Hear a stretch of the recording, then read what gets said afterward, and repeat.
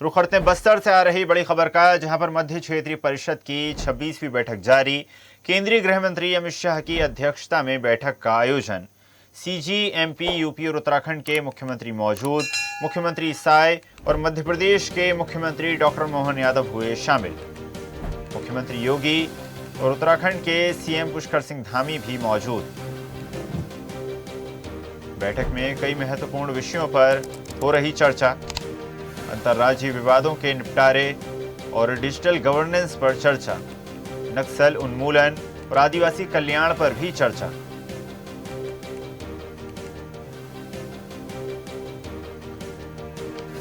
तो केंद्रीय गृह मंत्री अमित शाह की अध्यक्षता में इस बैठक का आयोजन। छत्तीसगढ़ में नक्सल उन्मूलन और विकास कार्यों को लेकर इस बैठक का आयोजन। 4 प्रदेशों के मुख्यमंत्री और अन्य प्रतिनिधि इस बैठक में शामिल हैं।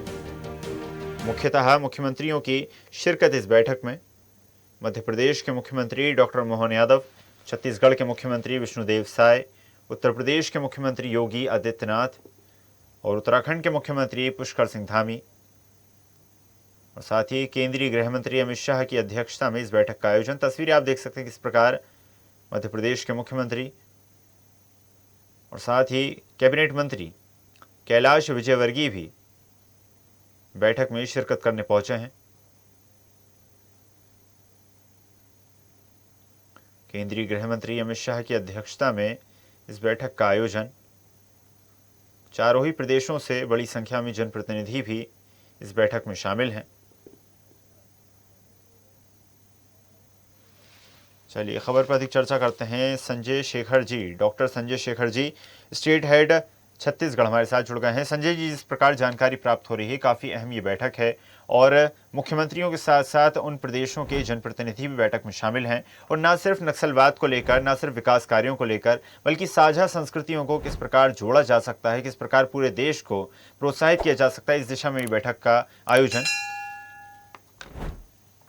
निश्चित तौर पर काफी महत्वपूर्ण बैठक है और सबसे ज्यादा इस दृष्टिकोण से महत्वपूर्ण बैठक है क्योंकि बस्तर में पहली बार ये बैठक हो रही है और 4 राज्यों के मुख्यमंत्री वहां पर पहुंचे हैं। छत्तीसगढ़ के मुख्यमंत्री तो खैर छत्तीसगढ़ राज्य ही है, उनका जाना आना होता रहता है। केंद्रीय गृह मंत्री लगातार आजकल बस्तर प्रवास पर रहते हैं, लेकिन बाकी 3 राज्यों के मुख्यमंत्री, उत्तर प्रदेश के मुख्यमंत्री योगी आदित्यनाथ, मध्य प्रदेश के मुख्यमंत्री डॉक्टर मोहन यादव और पुष्कर सिंह धामी उत्तराखंड के मुख्यमंत्री, उनका वहां पर आगमन होना दरअसल ये एक सामान्य बैठक नहीं है। बैठक से ज्यादा महत्वपूर्ण ये है कि इस बैठक के माध्यम से पूरे देश को एक संदेश देने की कोशिश बस्तर से हो रही है कि बस्तर से न केवल बस्तर से बल्कि पूरे देश से नक्सलवाद का खात्मा हो गया है और बस्तर जो कि माओवादियों का मुख्यालय कहा जाता था, वहां से भी उनकी जड़ें खत्म हो चुकी है। अब बस्तर विकास की दिशा में आगे बढ़ चुका है। बस्तर अब देश दुनिया के साथ कदम ताल करने के लिए तैयार है। डेवलपमेंट के वहां पर जो तमाम आयाम है उसको छूने के लिए तैयार है और आने वाले दिनों में, जैसा कि कल अमित शाह वहां संबोधित करते हुए कह रहे थे कि अगले 3 से 4 साल में बस्तर में जो पिछले 50 साल में माओवाद के दौरान जो पिछड़ापन रह गया है, जो कमियां रह गई है और जो बस्तर का नुकसान हुआ है, उसकी भरपाई अगले 3-4 साल में कर दी जाएगी।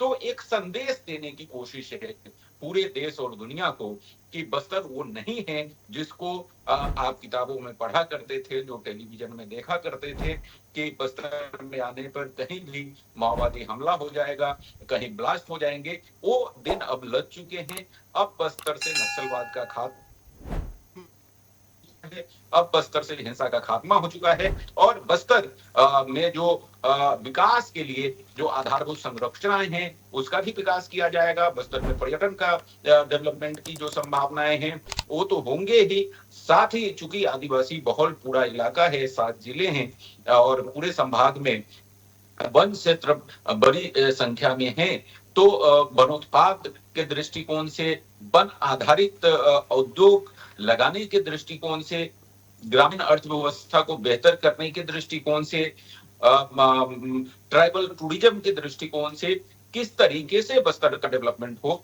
मुझे लगता है आज की बैठक में इन तमाम मुद्दों पर चर्चा होगी और इसमें जो ये चारों राज्य हैं, मध्य प्रदेश, छत्तीसगढ़, उत्तर प्रदेश और उत्तराखंड, ये आपसी सहयोग किस तरीके से कर सकते हैं, इनके जो बेस्ट प्रैक्टिसेज हैं अलग अलग राज्यों में, वहां पर उसको कैसे अपनाया जा सकता है। और अच्छी बात यह है कि चारों राज्यों में अभी भारतीय जनता पार्टी के ही मुख्यमंत्री है, तो उसको इम्प्लीमेंट करना ज्यादा बेहतर होगा और मुझे लगता है इस लिहाज से ये बैठक काफी महत्वपूर्ण है।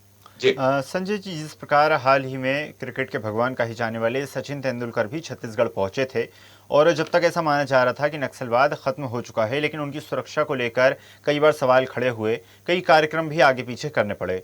तो माना जा सकता है कि सुरक्षा को लेकर नक्सलवाद के खात्मे के पश्चात भी सवाल लगातार बने रहे और अभी भी लगातार बने हुए हैं। और ऐसे में इस बैठक का आयोजन क्या माना जाए कि इसके माध्यम से केंद्रीय गृह मंत्री अमित शाह, भारतीय जनता पार्टी, प्रदेश सरकारें एक संदेश देने की कोशिश कर रही है पूरे देश को कि अब नक्सलवाद छत्तीसगढ़ से समाप्त हो चुका है।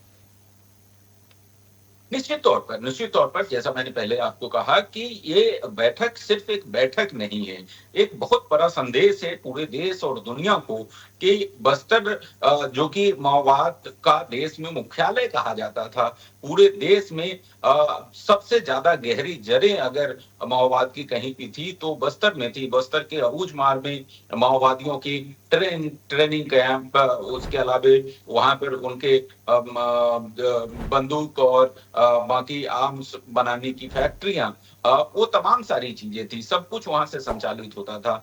लेकिन उस बस्तर से, उस पूरे देश से नक्सलवाद का खात्मा हो गया है और उस बस्तर के मुख्यालय में जो है 4 राज्यों के मुख्यमंत्री बैठ करके सफलतापूर्वक अपनी बैठक कर रहे हैं। तमाम वीआईपी का वहां पर लगातार आगमन हो रहा है, तो ये एक संदेश है।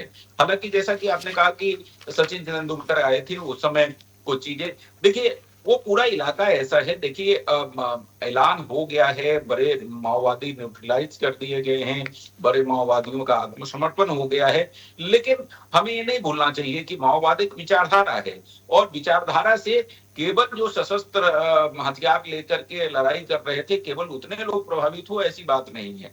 बहुत सारे ऐसे लोग हैं जो ओवरग्राउंड है, वो भी माओवाद के विचारधारा से प्रभावित रहे हैं, हो सकते हैं और हैं। तो ऐसी स्थिति में सुरक्षा बल या सरकार कोई चूक नहीं कर सकती, कहीं पे कोई कमी नहीं छोड़ा जा सकता। इसलिए अभी भी वीवीआईपी का जब मूवमेंट होता है तो एहतियात बढ़ता जाता है और उस एहतियात के तहत जो कहीं से भी कोई इनपुट अगर इंटेलिजेंस को होती है तो ऐसी स्थिति में वीआईपी मूवमेंट को जितना संभव है उतना सुरक्षा प्रदान की जाती है या उसको रोका जाता है। क्योंकि अभी जिस हालात में बस्तर है, जिस हालात में देश है, उसमें मुझे नहीं लगता कि सुरक्षा बल कोई भी गलती करना चाहेंगे, क्योंकि एक गलती से फिर ये जो पूरी बाजी है वो उस पे एक बड़ा सवाल खड़ा होगा। माओवाद के खात्मे का ऐलान हुआ है, उस पे सवाल खड़ा होगा।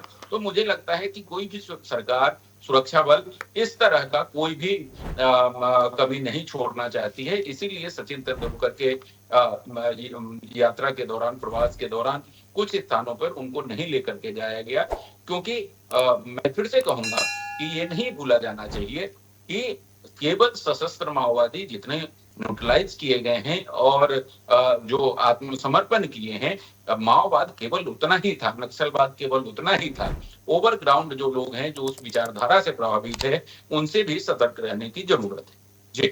जी बिल्कुल संजय जी, माना जा सकता है कि जिस प्रकार आपने भी जिक्र करा कि नक्सलवाद एक समूह नहीं बल्कि एक विचारधारा है और सरकार धरातल पर परिवर्तन लाना चाहती है, तो उस विचारधारा को बदलने की, परिवर्तित करने की जरूरत है। आपका धन्यवाद संजय जी, जुड़ने के लिए और जानकारी साझा करने के लिए। देखते रहिए स्वदेश न्यूज। अगर आप इस वीडियो को सोशल मीडिया हैंडल फेसबुक या इंस्टाग्राम पर देख रहे हैं तो हमें फॉलो करें, अगर यूट्यूब पर देख रहे हैं तो सब्सक्राइब करें और बेल आइकन दबाना ना भूलें।